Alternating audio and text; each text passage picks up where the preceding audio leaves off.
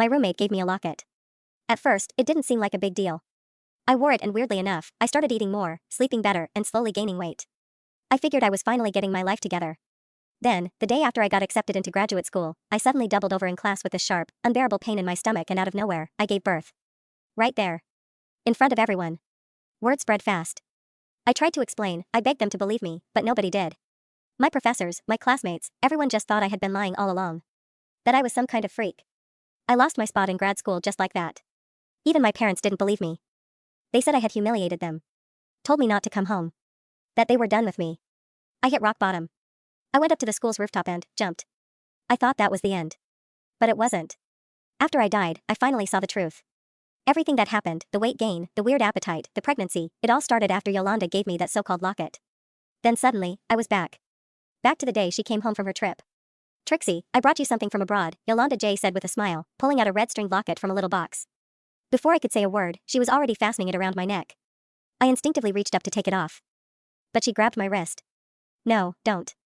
This one's special. It keeps you safe. I went through a lot to get it, you have to wear it." I glanced down at the locket and for a moment, I just stared.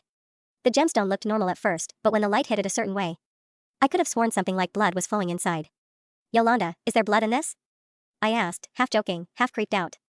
She just smiled and said, "It's sacred. Blessed by a real shaman. You're lucky to have it. Don't ever take it off." Back then, I didn't question her. I actually felt touched. Like she really cared. But not long after I started wearing that thing, my period just disappeared. I wasn't sleeping around.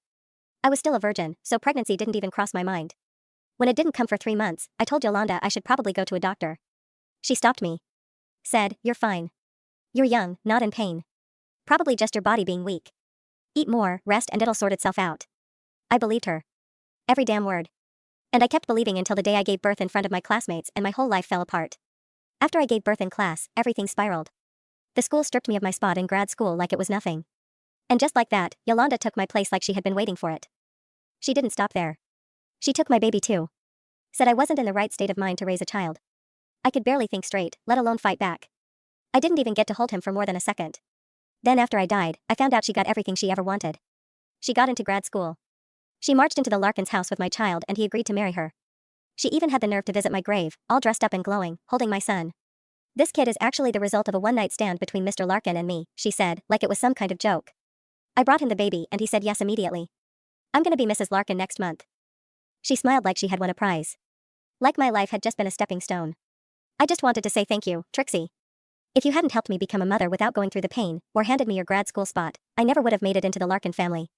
She paused, then added, almost mockingly, "You're probably wondering how Mr. Larkin and I had a kid growing in your belly, right?" She tilted her head, grinning. "That locket you wore, that's how."